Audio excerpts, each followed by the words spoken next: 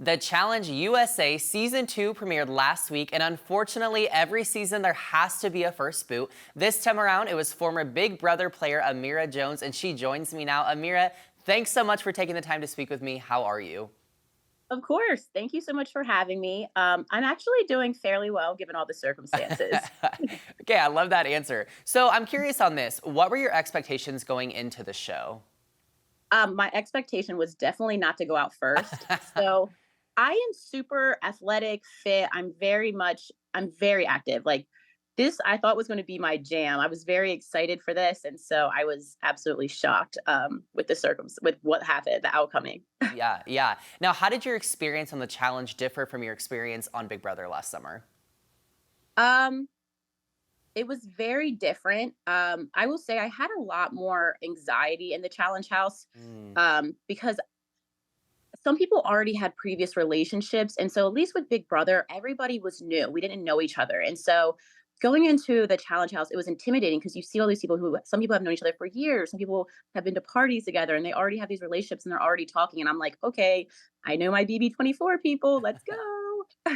Yeah, absolutely. And I was going to ask that. So, like, was it helpful for you to have your housemates from last summer, Monty and Alyssa, in the house with you?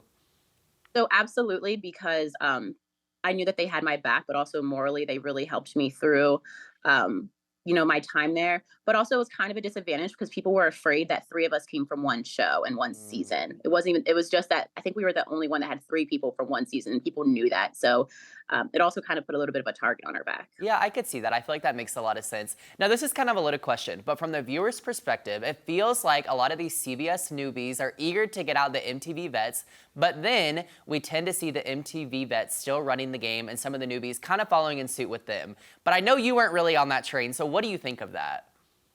You're absolutely correct. I think what happens is people get in there and they get scared. I mean, these vets know what they're doing. They know how to play with your mind. I literally went into that game like I knew in my head I was not going to work with the vets. I knew in my head I was going to target them, and I stood by that. I felt very strong about that. But some people are just scared. You don't want to cause a ruckus in the very beginning, and so that's why like the and I thought the blue team was going to vote in a vet too. I felt pretty confident about that. So yeah, it definitely caught me off guard.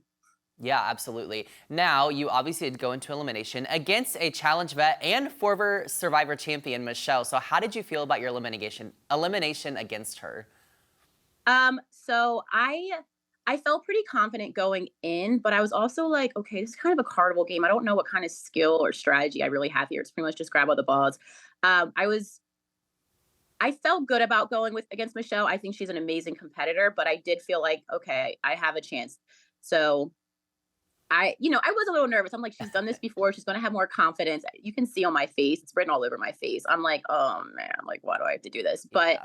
I did feel like I did still have a chance against Michelle. Yeah, absolutely. So now that you're out of the game, who are you rooting for to win this season?